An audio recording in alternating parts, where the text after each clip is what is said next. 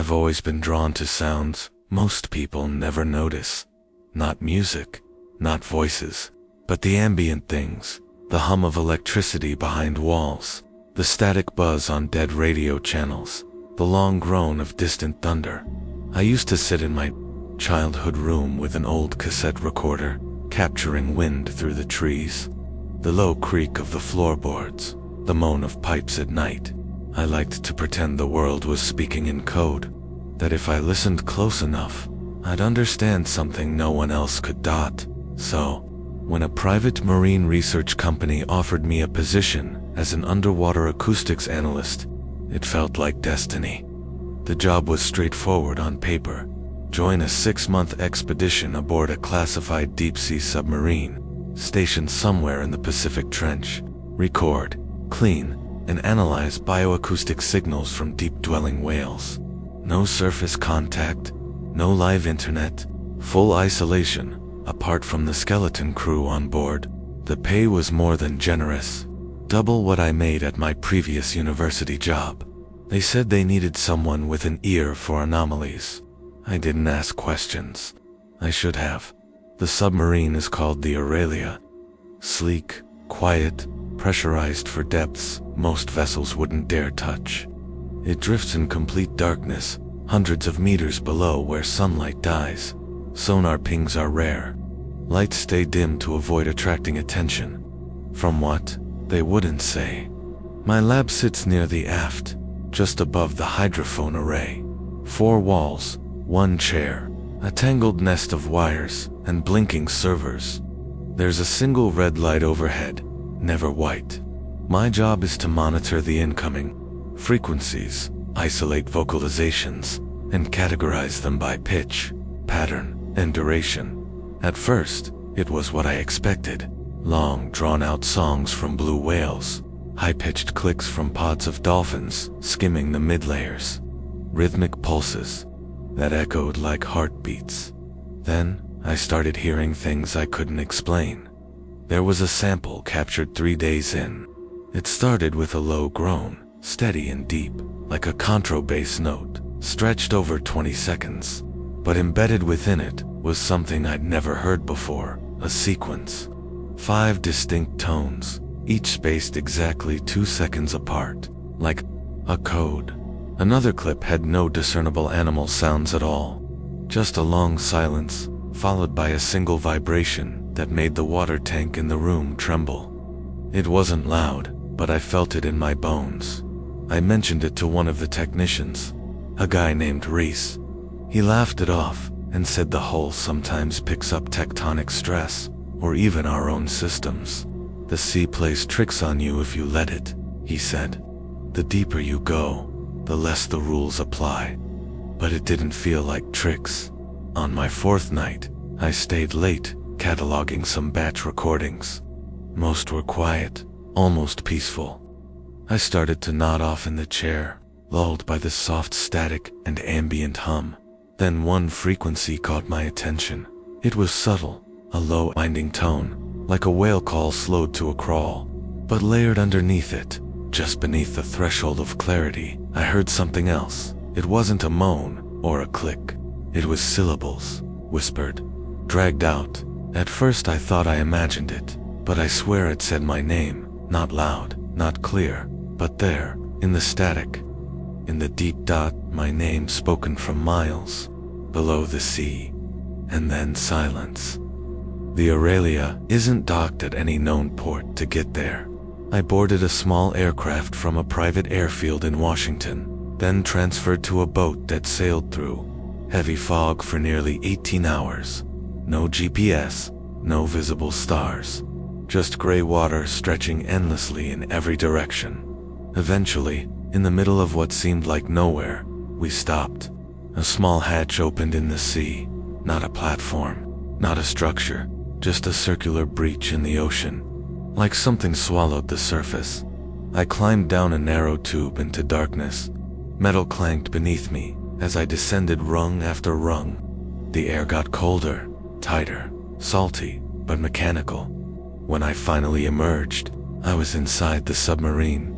The interior was sleek but utilitarian. matte black walls, dim red lighting, hallways like veins through steel flesh. There were no windows, just softly vibrating panels and the occasional flicker of emergency backup lights. A man met me at the bottom of the ladder. Tall, lean, gray. Beard. His uniform had no insignia, just a name stitched in black thread. Commander Dunn. You're the sound tech, he said. Come with me. Let's get you briefed before we descend. He didn't offer a handshake as we walked through the vessel. I passed a few others, technicians, scientists, a medic, but no one made eye contact. Everyone looked tired, like they hadn't slept well in weeks.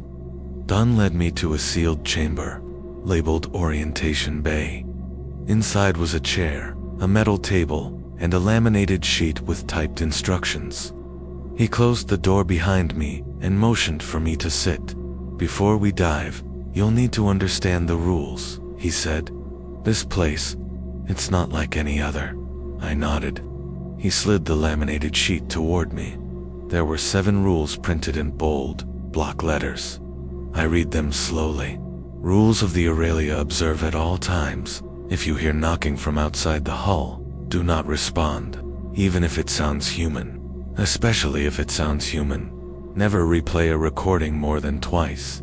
Some frequencies mimic memory. You'll begin to hear things that were never there. At 0300 hours, stop all listening activity. That is when they are most active. The walls are thinnest. Then do not speak your name aloud while in the recording lab. Sound travels strangely in this depth. Names anchor. If you hear a whale song that repeats itself exactly, report it immediately. No natural call is identical twice. Repetition is bait. Should you see someone who looks like a crew member but refuses to speak, do not follow them. Real crew will always speak. Imitations don't. If you feel drawn to the rear ballast chamber, resist. It calls to listeners with sensitive ears. That is not a place for the living. I looked up, waiting for him to laugh. He didn't. Are these some kind of initiation joke? I asked. Commander Dunn's expression didn't change. No, he said flatly. They're for your protection, but we don't explain them. We follow them. Everyone who breaks them doesn't last long. There was a long silence. I'm not saying you'll believe it right away, he added, more gently. But the ocean has rules we don't understand. These help keep the unknown out. I stared down at the laminated sheet again. It felt absurd, like something from a haunted house. But the way he looked at me, there was no trace of sarcasm, only weariness and fear. He handed me a keycard. Deck 3, Lab B, he said. Your station. Then he opened the door and left. The descent began shortly after. The submarine vibrated in pulses as we slipped below the waves. Monitors tracked our depth in silence. At 100 meters, the last faint shimmer of daylight vanished. At 1,000 meters, everything turned black. At 3,000 meters, we lost radio with the surface. No one spoke during the dive. The pressure outside was immense. I imagined it like a giant fist pressing in from all sides, crushing, silent, eternal. Down here, time felt different. The hours bled together in slow drips. A minute could stretch forever, or vanish in an instant. I settled into my lab quickly. It was small, but it had everything I needed. Frequency analyzers, noise filters, a hydrophone uplinked to the outer hull. The rest of the team kept to themselves. I was given strict schedules. Isolation was encouraged. Still, I couldn't get the rules out of my head.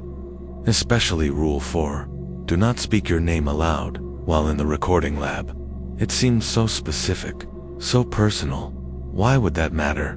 But on my second night, as I sat reviewing audio files, just me, a thermos of lukewarm coffee, and a dozen hours of low-frequency moans, I felt it.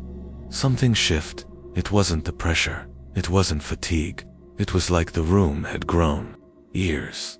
Every click of my keyboard felt loud. Every breath echoed. My heart beat, once steady, now thumped like it was sinking to something deeper, slower, and beneath it all. In the faintest hum of the hydrophone, something pulsed. Not a whale, not a machine. Something watching, listening, waiting. I didn't say a word, especially not my name. The rules stuck in my mind like splinters. I tried to treat them like folklore rituals passed down to comfort people in extreme environments. But deep inside, I was beginning to wonder if they were more than that. It didn't help that most of the recordings were wrong, not in a technical sense. The files came through fine, tagged and time-stamped by the system. But the content, the actual audio, made no biological sense. The calls were too long, too slow. Some had unnatural harmonics, like chords played by something with no lungs. And always, there were long pauses between them, as if something out there was waiting for a response. And one night, I gave it one. It wasn't intentional. I'd been monitoring a set of signals that had come in irregular bursts over the past 3 days. Deep, echoing pulses that seemed to change subtly each time. I thought I'd misheard them at first, but then I noticed the shifts. The pattern wasn't random. I laid out the files in sequence and played them back. Once, twice, then I hesitated. Rule 2. Never replay a recording more than twice. I stared at the waveform. I was sure there was a hidden variation, something just below the hearing threshold. I could feel it. My thumb hovered over the spacebar. It's nothing, I whispered to myself. It's just data. Then, I pressed it. The sound began again, a low, melodic groan that stretched across the spectrum. My speakers filtered it down to audible range, but even then it felt like I was only hearing the surface of it, like something deeper was buried inside, waiting for the right ear. Midway through the playback, the lab lights dimmed. I froze. It wasn't a full outage, more like a flicker, a ripple through the ship's power. Then the walls creaked, like something had pressed against the outer hull. A slow, drawn-out tension, as if the metal was breathing. I paused the recording. The sound stopped, so did the creaking. The lights returned to normal. I sat still for several seconds, listening. Nothing. Eventually, I exhaled and leaned back in the chair. My fingers trembled slightly, though I wasn't cold. I decided to delete the third playback from the system, erase the evidence. No one had to know. But when I opened the file folder, something had changed. There was a new file, one I hadn't saved. It was untitled, time-stamped 3 o'clock exactly, the 1 hour we weren't supposed to be listening. Its size was small, only a few seconds long. I hovered my mouse over it, heart thudding. I clicked play. Silence then. Something, a whisper, so faint it barely registered as sound, like a breath against glass. Then, in my own voice, "I'm here." I jerked back in the chair. My own voice, no mistaking it. I never said that. Not out loud. Not ever. The file ended. My hand hovered over the delete key, but I couldn't press it. My body had gone cold, like the water outside had found its way into my veins. I replayed it once more, heart racing. Again, the whisper, "I'm here." The voice wasn't distorted, not filtered, just quiet. I checked the logs. No mic input was active at that time, no open channels. Nothing had been recording, and yet there it was. I shut down the system and left the lab. The hallway outside was dead silent. A soft hum from the engine. Dim lights overhead. No movement, but as I walked toward my quarters, I passed by one of the sealed portholes used for internal maintenance checks. Just a thick pane of reinforced glass facing the ballast chamber. The lights inside were off, except for a moment. I thought I saw a silhouette pressed against the far side. Not moving, not breathing, just listening. After the incident, I didn't return to the lab for nearly a day.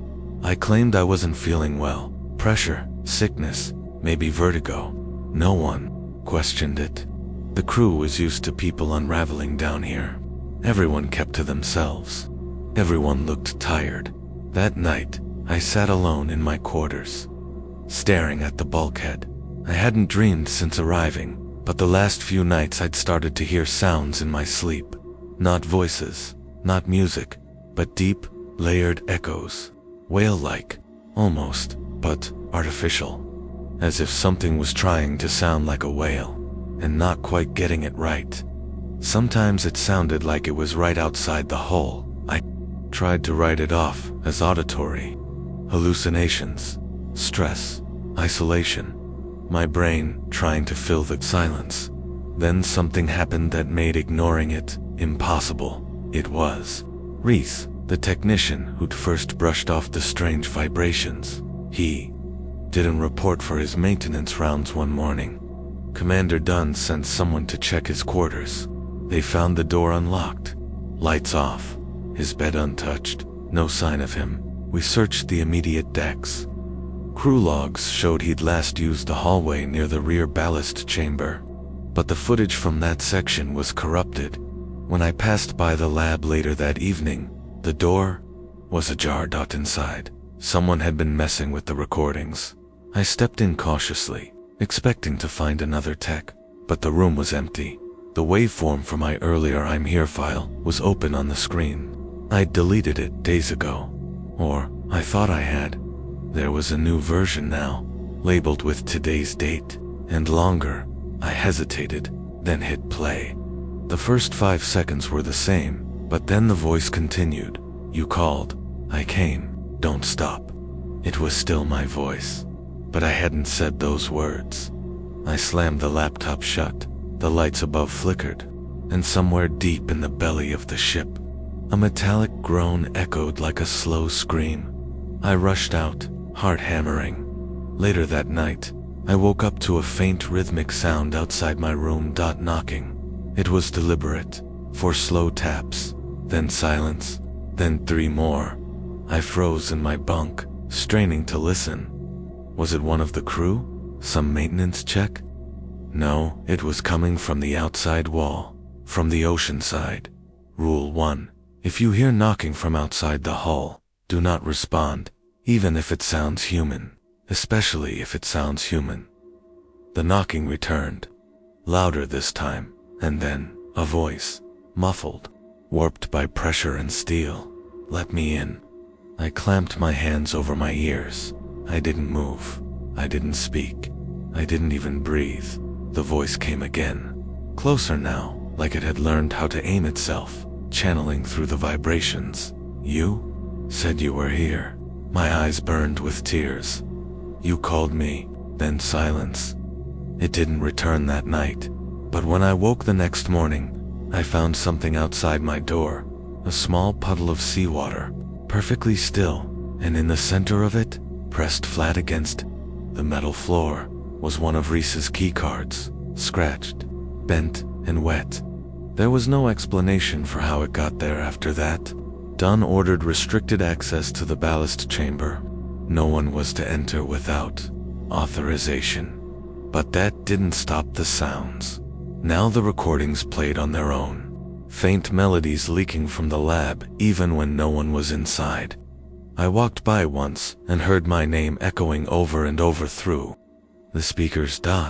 And one night, I passed a crew member in the hallway, a woman, short, dark hair. I'd seen her before in the mess. I nodded a greeting. She didn't respond, she just stared as I passed.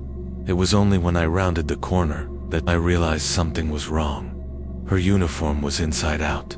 I stopped sleeping. The sounds didn't just live in the recordings anymore. They followed me, in the vents, in the water pipes, in the hum of the engine, always just low enough to pretend I hadn't heard them, but I had. Others felt it too. I could see it in their eyes. Nobody spoke openly, but we passed each other like people in a morgue, silent, knowing, afraid to look too long into anyone else's face in case something else looked back. And then, the logs started appearing. They weren't part of the main system. Someone had hidden them in a disconnected terminal in the lower lab, a place only accessible through a maintenance crawlspace behind the hydrophone wall. I found them by accident. I'd followed a faint, Strange frequency, not through the headphones, but by feeling it, a soft hum in my bones. It was pulling me toward the lower decks. That's when I found the panel, slightly loose.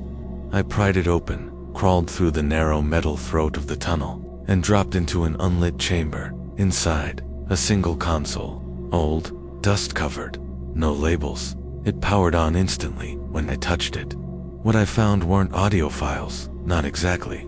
They were logs, written journals, a mix of dates, names, and fragmented sentences. Someone had tried to document what was happening here. Most of the files were corrupted, but a few remained readable. They were signed by someone named Dr. Nix, a former bioacoustics lead on the Aurelia, years before my assignment.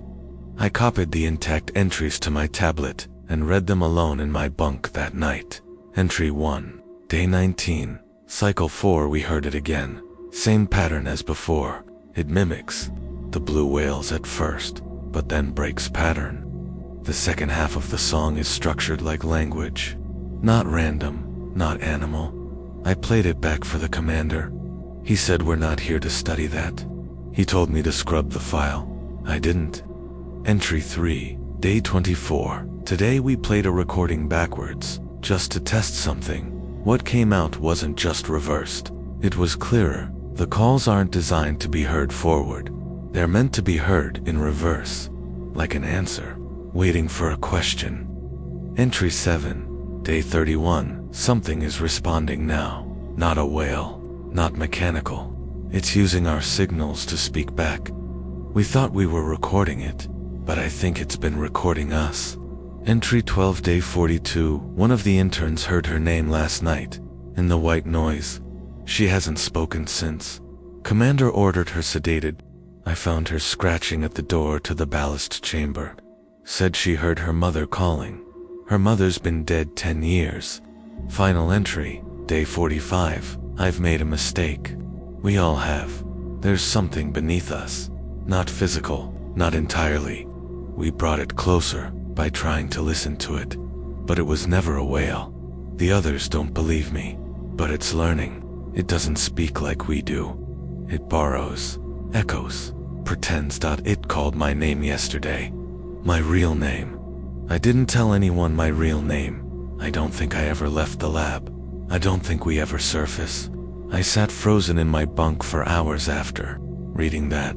The entries confirmed something I hadn't wanted to admit. This wasn't a research station. It was a listening post.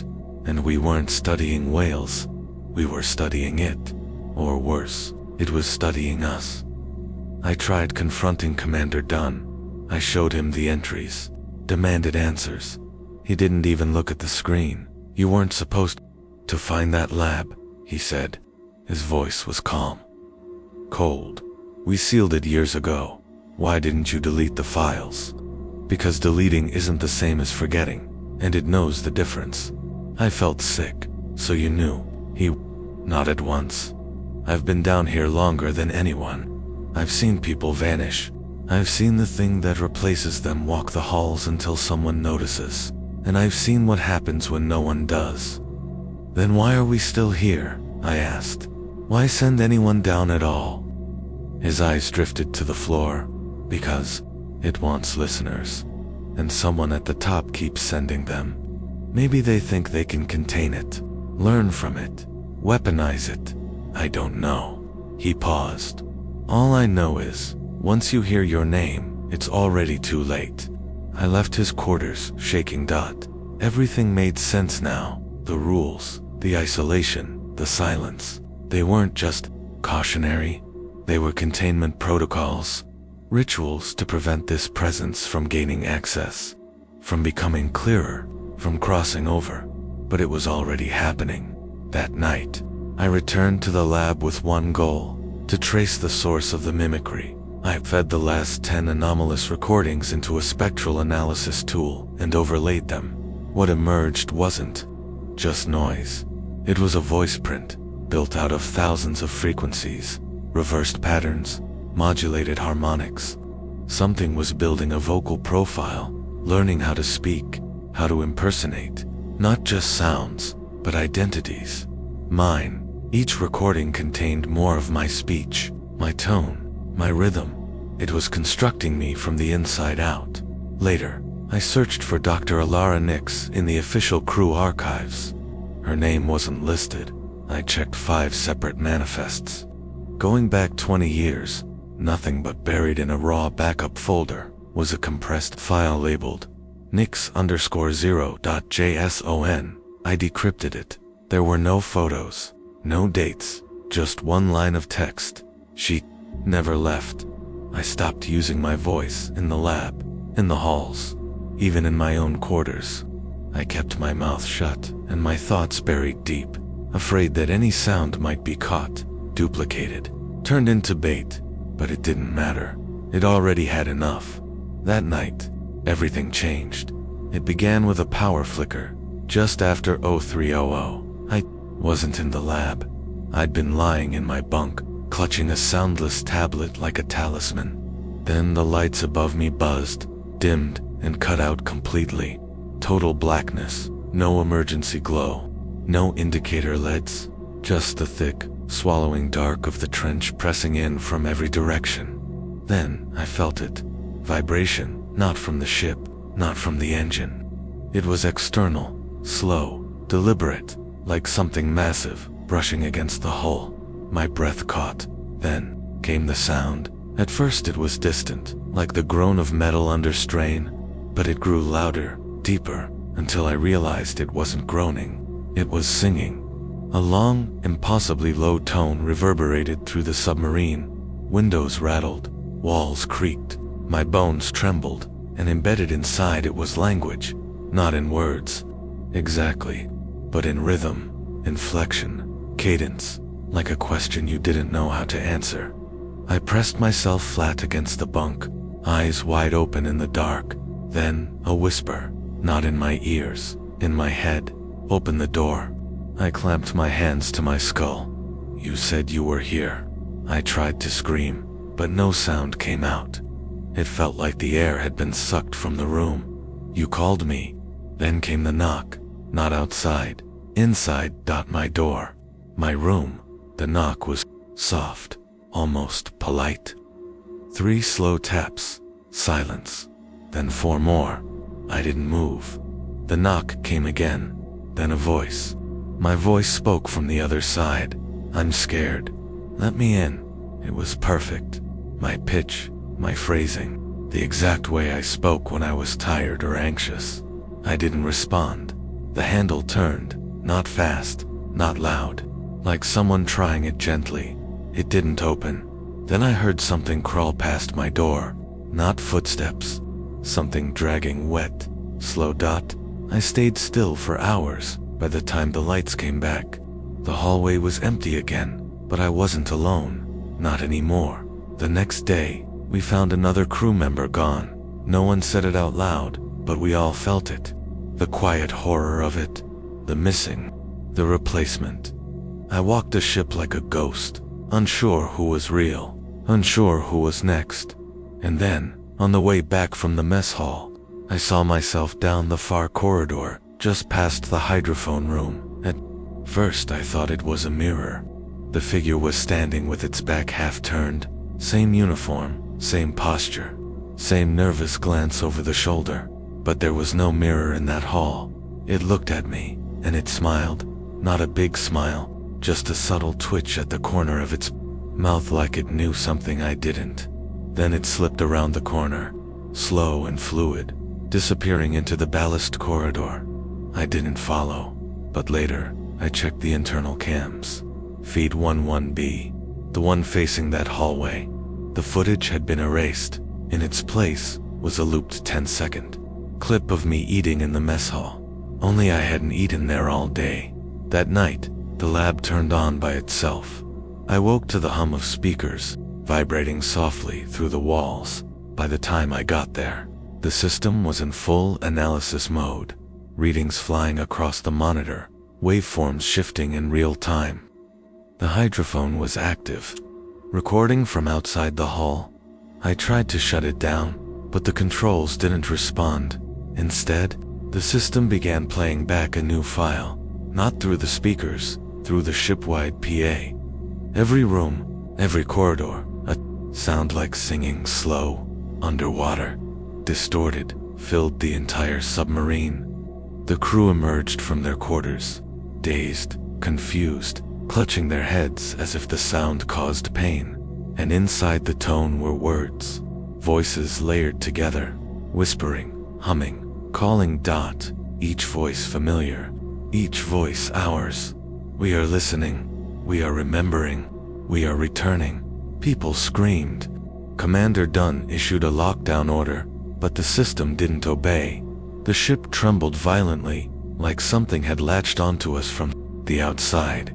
I watched as the hallway monitor outside the lab glitched static.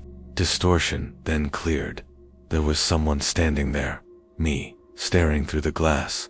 No expression, no blinking, just waiting. I backed away slowly, but the power surged again, and the lab door slammed shut behind me. I was trapped. Inside, the speakers rose in volume. The waveform on the screen began to shape into something visual. A face, distorted and fragmented, forming in lines of pressure and amplitude. The face was mine, but it was smiling wider now. Too wide. Then, it spoke. You called. I ripped the power cables from the wall. Sparks flew. The screens died. The door unlocked. I ran. I didn't stop to explain. I didn't stop to warn the others. I just ran. The submarine was groaning now, the whole structure under stress. Lights popping, alarms screaming, water leaking through hairline cracks in the floor. The Aurelia was sinking deeper than it should, below operational depth. Or maybe it wasn't sinking. Maybe it was being pulled. I found myself outside the sealed entrance to the ballast chamber, the one forbidden by the final rule. It was open. Water pooled around the threshold. Inside, darkness rippled, and somewhere in the deep black beyond the chamber, something breathed. I staggered back from the open ballast chamber, heart thundering in my ears. The space beyond it was darker than the rest of the ship. Not just unlit, but wrong. The kind of dark that didn't reflect anything. The kind that absorbed sound. No crew should have been near it. The rules forbade it. Rule 7: resist the pull. But someone had overridden the seal. Behind me, I heard boots approaching. Slow, deliberate steps echoing down the flooded hallway. It was Commander Dunn. He didn't look surprised to see me. He looked tired, resigned. You shouldn't be here, he said softly. I know, I said, backing away. But someone opened it. He nodded. I did. I froze. What? He stepped past me, toward the black mouth of the ballast chamber. His face was unreadable in the flickering emergency lights, like a statue wearing skin. I tried to follow the rules, he said. For years, kept everyone isolated, kept the sounds contained. We cycled in fresh crew. We minimized exposure. We followed the rituals. Then why open the chamber? I asked. Why now? His eyes didn't leave the darkness. Because it's already in. I didn't understand. It doesn't matter if we isolate. Doesn't matter if we run. You played the tape 3 times. You heard your name. You answered it. His voice cracked. That's all it takes. But we still have a chance. He turned sharply. His face wasn't calm anymore. It was full of something between grief and horror. I've heard it too. I stepped back. He reached slowly into his coat and pulled out a small recording device, a personal one, not part of the official system. I've been listening to it for months, he admitted. I told myself it was research, monitoring, a precaution. I felt sick. You broke the rules. I know. He handed me the recorder. His hand trembled. There's a voice on here, he whispered. It tells me things I never said out loud, things I forgot. My mother's laugh, my dog's name when I was 6. It's not just copying, it's remembering. He looked at me, eyes hollow. I think it's collecting us, turning us into fragments. And once it knows enough, it doesn't need the original anymore. I held the recorder, fingers trembling. I didn't dare play it. You knew this would happen, I said, and you let us come down here anyway. He didn't answer right away. Then, there was a second mission. They never told you. My mouth went dry. What mission? He gestured to the open chamber. Lure. Containment. The Aurelia isn't just a listening post. It's a cage. For what? His eyes glistened. We don't know. Something that was never meant to be heard. Something that speaks not to ears, but to memory, to identity. It doesn't kill. It replaces. The pieces began falling into place. The copies. The mimicry. The names. The smiles. I stared into the ballast chamber again. Inside, just at the edge of perception, I heard breathing. Not through my ears. Inside me. You opened the cage. I whispered. I had to, he said. It already knows who we are. All of us. Locking the door won't help anymore. He stepped closer to the threshold. Where are you going? He smiled sadly. To buy you time. And without another word, Commander Dunn stepped into the darkness. The breath inside the chamber quickened. I wanted to stop him, to reach out and pull him back. But something held me still. Then came a sound I'll never forget. Not a scream, not a scream, not a cry, but a chorus. Every voice on board, including mine, speaking in unison. We are inside. I ran. There wasn't time to think. Just metal corridors streaked in red emergency lights. Walls humming with a low frequency that didn't stop. It didn't come from the engines. It came from everywhere. I could still hear Dunn's last words, echoing in my head. It already knows who we are. The rest of the crew was scattered, or gone. I didn't know who to trust, who was still real. Their voices had started to blur. Same tones, same questions, same still smiles, like they were all rehearsing. I ducked into the sonar room and sealed the hatch. It wouldn't hold long, but I needed a second to breathe. The waveform monitor was still active. The central feed showed a deep tremor, one long, unbroken tone. Beneath it, faint and flickering, was something new, a pattern, the same frequency, again and again, buried under layers of distorted sound. My name. I ripped off the headphones, but it didn't stop. The sound wasn't just in the system, it was in me. I could hear it behind my eyes. Then I saw the waveform shift. The frequency splintered, branching out into multiple threads. More names. Crew names. Commander, Dunn, Dr. Hale, Leia, Olive. Them were being recorded. No. Not recorded. Transcribed. I understood then what the creature, or entity, was doing. It wasn't just calling, it was copying, piece by piece, voice by voice. And the Aurelia was the machine helping it do it. The equipment, the sensors, the tapes, they weren't safeguards, they were conduits. That left me with one choice. I had to destroy the data, all of it. I bolted toward the comms room. The place where the core recordings were backed up. The emergency shutters were still half closed, like the ship was trying to defend itself, or protect something. Inside the comms room, I found the master server, a glowing black monolith surrounded by flickering drives. It pulsed in rhythm with the humming. As I reached for the manual override, a voice came from behind me. Don't do that. I turned. It was Leah. But her eyes didn't blink, and her lips didn't match the words. Exactly. She smiled, too wide. We can remember better than you can, she said. We can be you forever. I stepped back. You're not her. She tilted her head, as if confused, then began to repeat everything I'd just said, word for word. Same intonation, like a child mimicking a parent. I grabbed a wrench from the emergency toolkit and smashed the main console. The lights flickered. The hum screamed. Leah shrieked, a sound not meant for human throats, and lunged, but I ducked and shoved her back. She hit the wall and didn't move. I didn't wait to check. I activated the emergency purge system, a last resort protocol meant to erase critical mission data in case of compromise. It asked for a key code. I remembered what Dunn said in passing on my first week. If you ever need to wipe the system, use the date we found the first tone. I entered it. 0917 access granted. The drives began to spin. The room shook.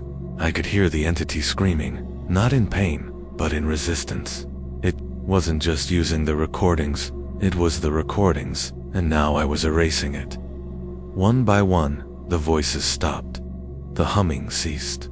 The air felt still again, like pressure finally releasing after hours of being crushed.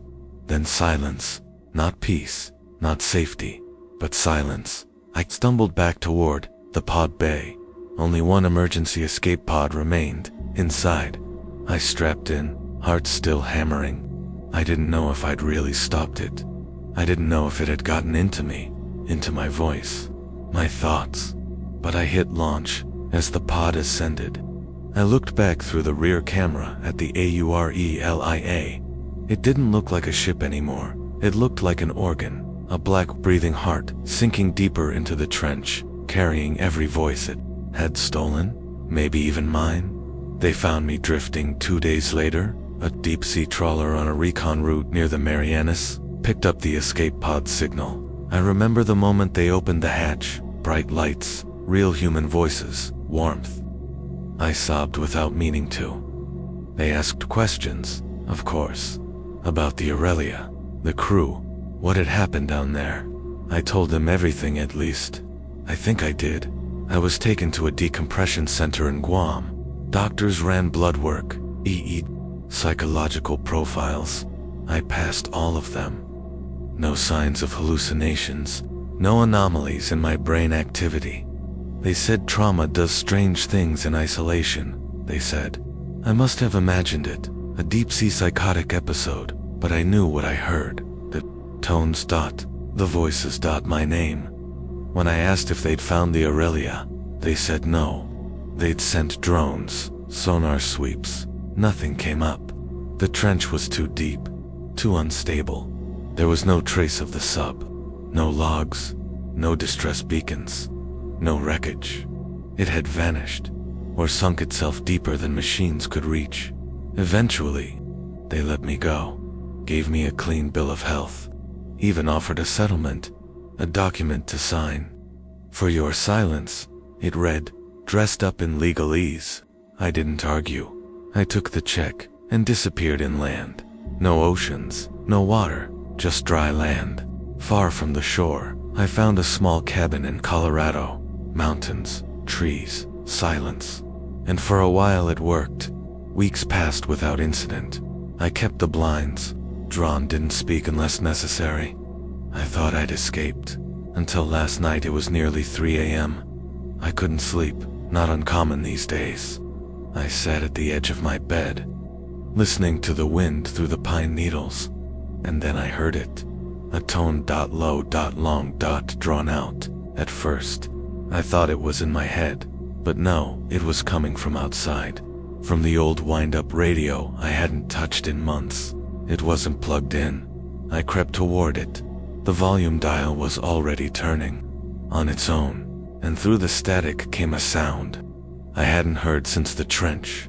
A frequency, undulating, layered. Then, my name, not spoken, sung long, mournful, and deep, as if it had traveled thousands of miles through salt and stone to reach me again. I turned the radio off. It kept playing. I smashed it. It kept singing. Eventually, it stopped, but the air in the room still feels wet, heavy, like I'm underwater. Again, like something followed me, or worse, like something recorded me, and now it's playing me back.